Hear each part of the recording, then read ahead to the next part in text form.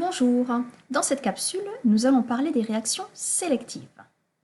Pourquoi? Eh bien parce qu'en chimie, de nombreuses molécules organiques présentent plusieurs groupes caractéristiques différents. Celle-ci, par exemple, possède un groupe hydroxyle, un groupe ester, un groupe carbonyle. On les appelle des molécules polyfonctionnelles. Problème: lors de la synthèse, on voudra souvent transformer un seul groupe sans modifier les autres. Il va exister deux stratégies pour atteindre ce but. Première stratégie, l'usage de réactifs chimiosélectifs. Regardons de plus près. Alors, on part de notre molécule A, la même que tout à l'heure, qui possède donc un groupe hydroxyle, un groupe ester, un groupe carbonyle. Un chimiste souhaite synthétiser des molécules que j'ai appelées B, C et D à partir de cette même molécule A. Commençons par la molécule B. Si on regarde bien, le groupe hydroxyle est intact. Le groupe ester doit rester intact. On ne veut modifier que la fonction carbonyle qui doit s'oxyder en fonction hydroxyle. À notre disposition, deux réactifs, du LiBH4, du NaBH4. Alors, si je prends le LiBH4, il va bien transformer ma cétone en alcool. Par contre, il va oxyder mon ester en alcool. Pas intéressant du tout. Au contraire, le NaBH4 agira sur l'acétone, qui l'oxydera en alcool, et il laissera mon ester intact. On voit ici que le réactif idéal est le NaBH4. On va dire que c'est un réactif qui est chimiosélectif. Il agit sur une seule fonction à la fois et laisse les autres intacts. Deuxième cas de figure maintenant, je souhaite obtenir la molécule C. Là encore, la fonction alcool est inchangée. Par contre, on constate ici que je vais oxyder les deux autres fonctions et les transformer en fonction alcool. Le réactif idéal dans ce cas-là, c'est LiBH4. Ici, il n'est pas sélectif, il agit sur les deux fonctions. Continuons maintenant notre démarche, la molécule D. Alors, la molécule D, OH, est intacte. Par contre, cette fois, on voit que ma cétone reste intacte et que c'est l'ester que je veux oxyder. Problème: aucun de ces deux réactifs ne permet d'avoir cette sélectivité-là. Il va donc falloir adopter une autre stratégie. L'autre stratégie, c'est celle-ci, c'est l'usage de groupements protecteurs. C'est parti. Donc, je reprends ma molécule A et ma molécule D. On est bien d'accord. On veut que cette fonction carbonyle reste intacte. Problème, c'est que mon réactif LiALH4, donc c'est le même que LiBl4, n'est pas du tout chimiosélectif. On va donc ruser. Première étape, regardez bien ce que l'on fait. J'ajoute ici un diol qui ne réagit pas avec l'alcool, qui ne réagit pas avec l'ester, mais qui va réagir avec ma cétone. Deuxième étape, je rajoute mon réactif proprement dit. Je vais donc faire ici une protection. Deuxième étape, je rajoute mon réactif proprement dit. L'alcool et cette nouvelle fonction restent intactes, seul mon ester va réagir. J'ai fait une réaction. Pour revenir à ma molécule D, il va donc falloir que je détruise cette fonction et que je régénère ma fonction carbonyle. On voit que c'est simplement une hydrolyse en milieu acide. J'ai fait une déprotection. Donc cette stratégie, vous le voyez, lorsqu'on a un réactif comme LiALH4 qui n'est pas sélectif, c'est-à-dire qui est capable d'oxyder aussi bien l'acétone que l'ester, on va ruser. On va agir en trois étapes. Une première étape dans laquelle on va faire une protection, protéger là où les fonctions qui ne doivent pas réagir, faire la réaction proprement dite, puis ensuite la déprotection. Alors, en résumé, les réactifs chimiosélectifs, ils le sont s'ils ne provoquent la transformation que de certains groupes caractéristiques. Et puis, je n'ai pas résisté, c'était mon petit péché mignon aujourd'hui, à vous proposer du paracétamol, très important en ces temps de confinement à cause du coronavirus. On prend du paracétamol et pas d'ibuprofène. Alors, regardez bien, je plaisante, mais regardez bien. On a sur le réactif de départ, qui est le paraminophénal, on a une fonction hydroxyle et une fonction amine. Or, ces deux fonctions possèdent des doublés non liants sur l'oxygène et sur l'azote. Ce sont donc deux sites qui sont potentiellement des sites donneurs. On les fait réagir sur une molécule qui est de l'anhydride acétique avec un carbone ici, qui est le site accepteur puisqu'il est chargé partiellement delta+. On a donc a priori deux réactions envisageables. Pourtant, si vous regardez votre paracétamol, on se rend compte que la fonction alcool n'a pas réagi et que c'est la fonction amine qui s'est transformée en amide. Ça veut dire quoi? Ça veut dire que notre anhydride acétique, en fait, il était chimiosélectif. Seule la fonction amine a pu réagir avec l'anhydride. Alors, petite remarque, par contre, la sélectivité d'une réaction, elle dépendra aussi des conditions expérimentales. Choisir son catalyseur de manière astucieuse, choisir le bon solvant, et ainsi de suite. Deuxième stratégie, vous vous rappelez, c'est la protection et la déprotection de fonctions. Alors, lorsqu'on n'a pas de réactif chimiosélectif, on doit faire appel à des groupements protecteurs. Il doit bloquer la réactivité de la fonction concernée pour la préserver, mais attention, il doit vérifier les conditions suivantes. Il doit réagir de façon sélective avec la fonction à protéger. Il ne doit en protéger qu'une.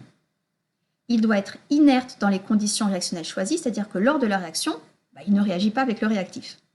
Et enfin, dernière chose importante, on doit pouvoir l'éliminer facilement de manière à régénérer la fonction initiale.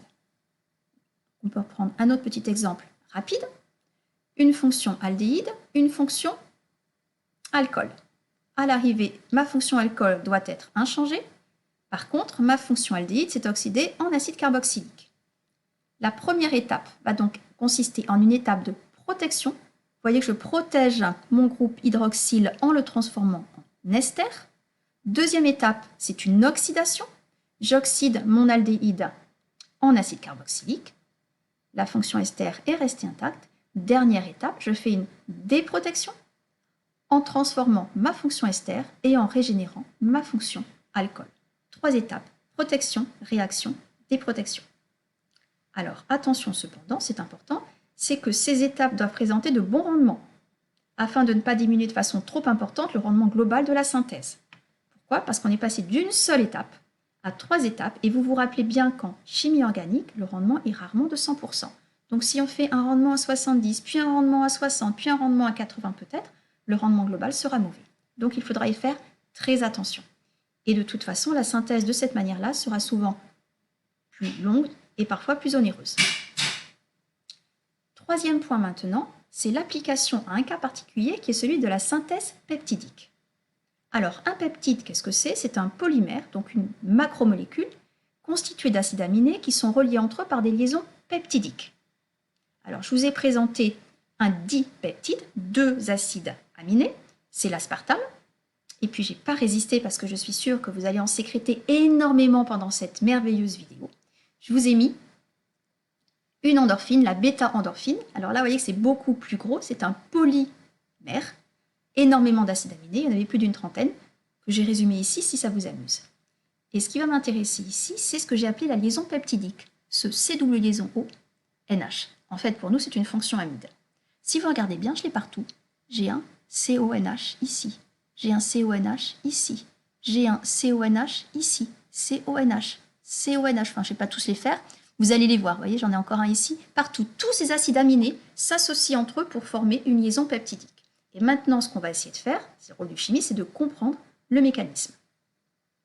Et, je le précise quand même, quand on a beaucoup de peptides, les macromolécules, on va appeler ça des protéines. Donc, les peptides vont entrer dans la composition des protéines. Alors, à la chimie maintenant. Donc, les acides aminés sont des composés bifonctionnels. Une fonction amine, une fonction acide carboxylique située sur le même atome de carbone. C'est pour ça qu'on dit alpha-aminé. Et lors de la synthèse peptidique, on va avoir la fonction carboxyle d'un premier acide aminé. Alors, regardez, mon premier acide aminé et sa fonction carboxyle. Mon dipeptide, il est ici. Vous voyez que je retrouve ici la même structure, mon premier acide aminé, avec le CO. Eh bien, ce groupe carboxyle, il va réagir avec quoi? avec la fonction amine de l'autre acide alpha-aminé, celui-ci, sa fonction amine. Et on voit bien qu'on a un OH du carboxyle et un H de l'amine qui vont être éliminés pour former une petite molécule d'eau. Et ici, je retrouve le deuxième acide aminé, ma fonction amine amputée de son atome d'hydrogène. Et ce que j'ai appelé la liaison peptidique, vous la voyez ici, c'est mon CONH. Alors, on va prendre un exemple concret. Voilà, je souhaite synthétiser un dipeptide, 2 acides aminés, glyala, celui-ci. Il est constitué donc de 2 acides aminés, la glycine et l'alanine. On va essayer de les retrouver. Première partie de la molécule, vous voyez, je m'arrête juste au CO pour faire exactement comme ici. C'est ce qui provient de la glycine. La glycine, c'est tout simplement ceci. NH2CH3COOH.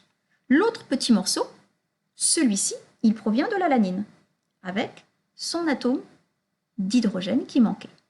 Voilà, glycine, alanine.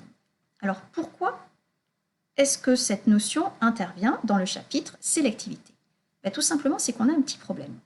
Pour synthétiser mon glyala, j'ai supposé que gentiment, une molécule de glycine allait se mettre à gauche d'une molécule d'alanine. Mais dans la vraie vie, c'est un peu plus compliqué que ça. Si on reprend. Moi, ce que je veux, c'est former du glyala, c'est ça. Mais dans mon mélange réactionnel, je n'ai pas une molécule de glycine et une molécule d'alanine. J'en ai beaucoup. Donc, il n'y a aucune raison d'avoir à gauche la glycine, à droite l'alanine. On peut tout aussi bien voir l'inverse. C'est-à-dire d'abord l'alanine, puis la glycine. Auquel cas, je ne forme pas du tout la molécule que je veux. Je forme du ala-gly. Celle-ci. Mais dans tout ce fatras, si vous regardez bien, mon acide aminé comme la glycine, il a à la fois une amine et à la fois une fonction acide carboxylique. Donc on peut très bien avoir 2 glycines côte à côte. Ils vont donc former du gly-gly, cette molécule-là. Et de la même manière, mon alanine, elle a une fonction amine et une fonction carboxyle. Si on en met 2 côte à côte, qu'est-ce qu'on va former? Du ala-ala. Donc vous voyez l'origine du problème, c'est lorsque je vais faire de la synthèse peptidique, il va falloir que j'empêche certaines réactions de se faire. En l'occurrence, si je veux empêcher celle-ci, je veux empêcher la fonction acide de l'alanine de réagir avec la fonction amine de la glycine. On va donc devoir protéger les 2 fonctions qui ne doivent pas réagir sur chacun des acides aminés. Regardez. On va commencer par protéger le groupe qui ne doit pas réagir dans chacun des acides alpha-aminés. Donc, je protège le groupe amine de celui-ci avec un premier protecteur. Avec un deuxième protecteur, je vais protéger la fonction acide carboxylique du deuxième acide aminé.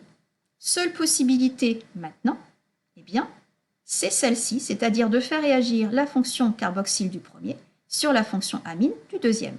J'obtiens donc cette espèce de dipeptide qui n'est pas tout à fait ce que je veux. L'étape suivante, ça va être quoi? Ça va être de déprotéger cette molécule pour obtenir le dipeptide souhaité.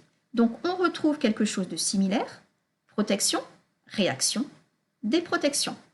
Voilà, je vous remercie de votre attention.